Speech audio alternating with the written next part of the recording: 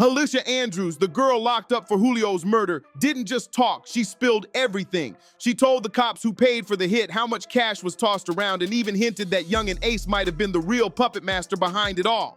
But now, reality's hitting hard because every word she said is coming back to haunt her in court. People thought this was just another story about a girl caught up in street beef. Nope, this runs way deeper according to my sources close to the case.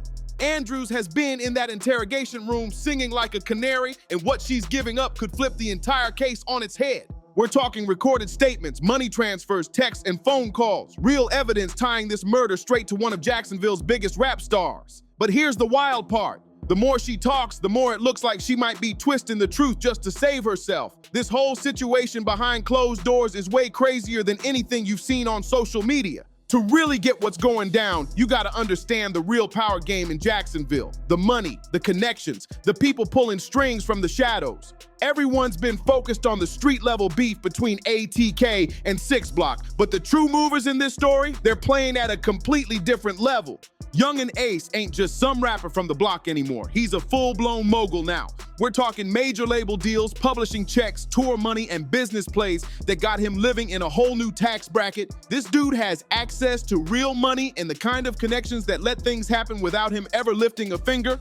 But here's what a lot of people don't get about Ace. He's sharp, he's been through the system, lost people close to him, and learned exactly how to move without catching heat. So the idea that he'd be reckless enough to order a hit and leave a trail behind, that doesn't line up with how this man operates. Still, according to what Andrews allegedly told investigators, Ace didn't personally call for the hit. Instead, she claims he put up money like a bounty, making it clear that whoever handled the Foolio problem would get paid big time. That's not just street-level thinking, that's strategic power play status. And proving something like that in court, that's a whole different beast. Now here's where it really gets wild. Andrews allegedly told police there was a full-on bounty system in place targeting high-profile names in the Jacksonville beef. If that's true, we're not just talking about petty rivalries anymore. This is organized, calculated, and dangerously deep. She told investigators that Ace supposedly put up $50,000 for anyone who could take Foolio out. But he did it through middlemen, so nothing could ever trace back to him. The cash was allegedly held by trusted associates who'd only pay once the job was confirmed complete. But here's where her whole story starts crumbling apart. Andrews said she was promised $10,000 for her part in the setup, but she never saw a dime. She claimed the money would come once things cooled off. But when the heat hit and she got locked up, nobody came through, not for bail, not for a lawyer, nothing. That's when the loyalty fades and the talking starts. Classic snitch move. When you're facing life and the money's missing, suddenly all those memories about who did what come flooding back. Now the real question is she being honest or is she just spinning tales to cut a deal with the prosecutors? Because what happened next? That's where it gets crazy. My sources say the FBI and Tampa PD got hours of interrogation tapes where Andrews lays everything out, from the planning to the execution. And if even half of what she's saying is legit, this case is about to explode. She allegedly told investigators the hit was planned weeks ahead, with teams handling surveillance, logistics, and the actual hit. Andrews even pointed fingers at her ex, Isaiah Chance, saying he was the main coordinator, but that he was taking orders from higher-ups in the ATK organization. This ain't just street beef anymore. It's sounding like a full-blown operation. She said the plan was to wait until Julio was exposed, ideally outside Jacksonville where his protection was lighter. When they caught wind of his birthday trip to Tampa, that turned into the perfect setup. But here's the most explosive part of her alleged confession. She claimed to have recordings of calls and texts that directly tie Ace to financing the hit. If those recordings are real, that could ruin Ace's career and maybe even put his freedom on the line. The investigation got serious fast. Following the money is where the FBI got hooked. Money laundering and racketeering are federal level crimes, and if they can prove Ace used his music income to bankroll criminal activity, all his assets could be at risk under RICO statutes, according to what Andrews allegedly told them. The cash flow for the hit ran through a tangled web of transactions, cryptocurrency, transfers, and business payments, all designed to hide where the money came from and what it was for. This kind of financial maneuvering screams resources and expertise. Financial crime specialists brought in by the FBI allegedly uncovered a pattern. Every time a 6 Block member got attacked or killed, money moved through accounts linked to ATK associates. This wasn't random. This was calculated, and the money trail could be the smoking gun the feds needed. Here's where it gets tricky. Proving that these financial moves were actually payments for criminal activity is no easy task. Defense lawyers can claim these were normal business expenses, loans between friends, music production costs, promotions, anything to muddy the waters. This is why the feds are building a RICO case. The reasoning becomes clear once you hear what Andrews allegedly said about the structure behind the hit. She didn't just point fingers at individual shooters. She described a full-blown criminal operation with Ace at the top, coordinators in the middle, and shooters at the bottom. A TK runs like a business. Some people manage the music and legit ventures, others handle street operations, and a select few oversee the money flow and coordination between both sides. This kind of setup is exactly what RICO was made for, targeting criminal enterprises that hide illegal activities behind legitimate businesses. If the feds can prove this structure exists and Ace sits at the top, he could be charged as the leader of a criminal organization. But here's the twist. Andrews was supposedly just a girlfriend who got caught up in all of this, which could make her credibility a major question mark in court. How does she have such detailed knowledge of the inner workings and finances of a criminal empire? Either she's exaggerating to make her intel seem hotter, or she was way more involved than she's admitting. The evidence she allegedly handed over is insane. Let me break down what Andrews supposedly told the cops. If it's real, it could ruin a lot of lives. First, she claimed to have recordings of calls between Isaiah Chance and higher-ups in ATK, talking about the Foolio situation and the bounty on his head. Second, she allegedly handed over bank accounts and transaction records showing payments tied to the hit. These weren't direct payments to the shooters, but cash routed through intermediaries who then paid the people actually carrying out the operation. Third, she spilled names, dates, and locations of meetings where the hit was allegedly planned and coordinated. She claims she was even present at some of these meetings, making her a direct witness for conspiracy charges. Here's the wildest part. Andrews allegedly told police about other unsolved attacks and murders in Jacksonville tied to the same bounty system. If that's true, this case could open the door to years of unresolved violence in the city. Add in the social media evidence and digital breadcrumbs, and this story gets even more explosive. One of the most explosive parts of Andrews' alleged confession involves social media evidence she supposedly helped investigators decode.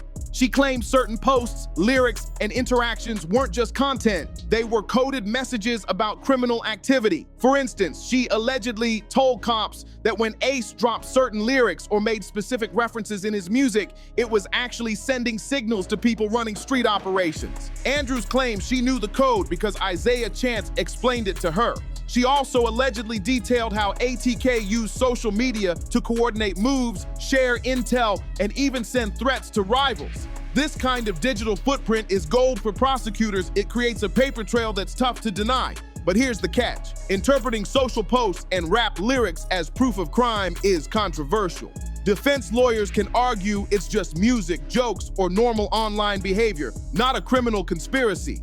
Then there's the money trail. According to Andrews' alleged statements, the most damaging evidence comes from electronic transactions she helped investigators track. She claimed Ace used a network of associates and businesses to move cash for criminal purposes, all while keeping his hands clean and plausible deniability intact. Here's how the system allegedly worked. Ace would make legit business payments to associates for music, production, promotion, or other services.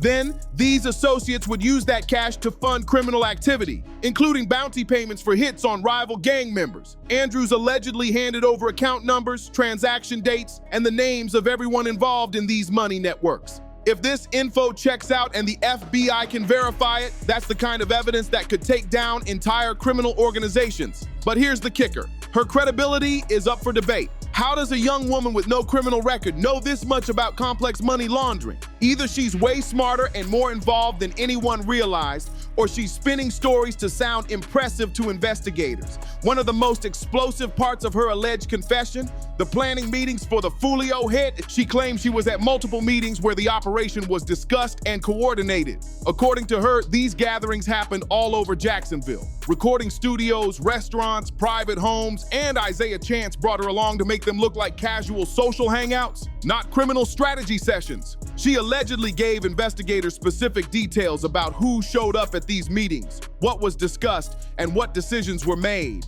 She claimed the final call to move forward with the Tampa hit happened just days before Foolio's birthday. But here's the head scratcher. If these were high-level criminal planning sessions, why bring along a girlfriend with zero criminal experience? Either Andrews is bluffing about being there, or the people running the operation were shockingly sloppy with security. Now, about the money flow. Andrews allegedly detailed how payments for the Foolio hit were structured. According to her, cash didn't go straight from Ace to the shooters. It passed through multiple intermediaries to keep distance and maintain plausible deniability. Ace supposedly gave money to trusted lieutenants, who passed it to coordinators like Isaiah Chance, who then paid the shooters and support crew. Each level skimmed a cut, so the shooters ended up with less than what Ace originally put up. She allegedly told police she was promised $10,000 for her role, while Isaiah Chance was set to get $25,000 for coordinating the operation. The shooters were allegedly promised $15,000 each, with bonuses if they made it look like a robbery or random act of violence. But here's the problem. This story raises more questions than answers. The math doesn't add up. If Ace put up $50,000 and everyone was supposed to get paid the amounts Andrews claimed, the total would be way more than $50,000. Either she's exaggerating the numbers or there were other funding sources she didn't know about. Now, why is she talking? The answer lies in her legal situation. She's facing life without parole if convicted of first-degree murder. Her only shot at avoiding that sentence is to give major help to the government in going after bigger targets. But here's the twist. Her cooperation might not be completely voluntary. Sources say investigators applied psychological pressure, including threats about what could happen to her in prison and promises about witness protection programs. They allegedly also told her that co-defendants were already cooperating and pointing fingers at her. This type of manipulation is designed to create panic and make suspects talk before thinking through the consequences. The problem? Statements obtained under coercion or deception can often be thrown out if Andrews' lawyers can prove the investigators used improper tactics. All of her statements could be ruled inadmissible, and here's why her story starts falling apart under scrutiny. First, her level of detailed knowledge about criminal operations doesn't match her background. She's claiming to know things that usually only high-level players in criminal organizations would ever know. Second, some of her details don't line up with other evidence. For example, she claimed to be at certain meetings on dates when phone records show she was somewhere else entirely. These inconsistencies destroy a witness's credibility. Third, her motivation to lie is crystal clear. She's facing life in prison and will say whatever she can to get a better deal. Prosecutors love cooperating witnesses, but juries tend to be skeptical of anyone clearly trying to save themselves by pointing fingers at others. The defense is going to tear her apart. On cross-examination, they'll highlight that she's changed her story multiple times, has obvious reasons to lie, and that many claims can't be verified independently. Now let's look at the Ace angle, why he might not be behind this hit. Despite what Andrews allegedly claims, Ace has been extremely careful about staying out of legal trouble. Since his early cases, he's built a legitimate music career and has way too much to lose by getting involved in street-level operations. Second, the timing doesn't add up. Ace was laser-focused on his music career and had been stepping back from street politics. Jumping into a high-profile murder would have put everything he built at risk. Third, Ace had other ways to handle the Foolio situation without violence. He was winning the rap game, his career was on the rise, and Foolio's relevance was fading. Why risk it all on a murder when success and timing were already taking care of the problem? The more likely scenario, lower-level members of ATK acted on their own, maybe trying to impress Ace or boost their status in the organization. Andrews might be trying to drag Ace in because she knows that's what prosecutors want to hear. Here's the federal strategy: flipping the pyramid. The feds aren't just trying to solve one murder. They're trying to dismantle what they see as an ongoing criminal enterprise. By starting with lower-level defendants like Andrews and working their way up the chain, they hope to reach the people at the top who they believe are financing and directing these criminal operations. This is the same strategy the feds have used against organized crime families, but it only works if the people at the bottom actually know the truth about those at the top. If Andrews is making up stories about Ace, the whole plan collapses and innocent people could get railroaded. Ace's legal team is already lining up to attack Andrews' credibility. If she testifies, they'll paint her as a desperate woman facing life in prison who will say anything to get a deal. They'll also highlight that she initially denied knowing anything about the murder, only gradually remembering details as prosecutors dangled better offers. This kind of evolving story is classic behavior for unreliable witnesses. Most importantly, the defense will demand to see all the evidence, recordings, financial records, texts. If that evidence doesn't exist or doesn't back up her claims, her entire story crumbles. Here's the bigger picture. What's really frustrating about this situation is that the feds are leaning on a desperate woman's unverified allegations to try to take down one of the most successful young black entrepreneurs in the music industry. No reasonable jury is going to convict someone based only on her testimony, but the damage to Ace's reputation might already be done, even if he's never charged or convicted. These allegations could follow him for the rest of his career. That's the real tragedy. The federal system being used to tear down black success based on the lies of desperate people.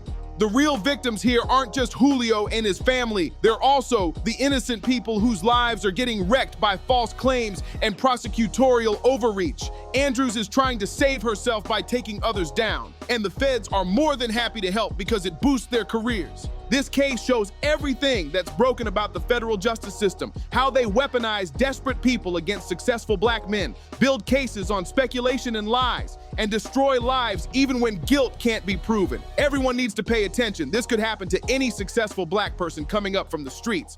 The feds will always find someone desperate enough to make accusations and use those claims to justify tearing down everything you built. Alicia Andrews might think she's saving herself by snitching, but she's really just burning her own credibility and helping the feds railroad innocent people. When this is all said and done, she's still facing serious time, but she'll also have to live with the fact that she tried to destroy innocent people to save herself. What do you think about this situation? Are Andrews' allegations against Ace real, or is she just lying to get a better deal? Drop your thoughts in the comments and make sure you subscribe, because this story is far from over. The truth always comes out eventually, and when it does, a lot of people are going to have to answer for the damage they caused to innocent lives.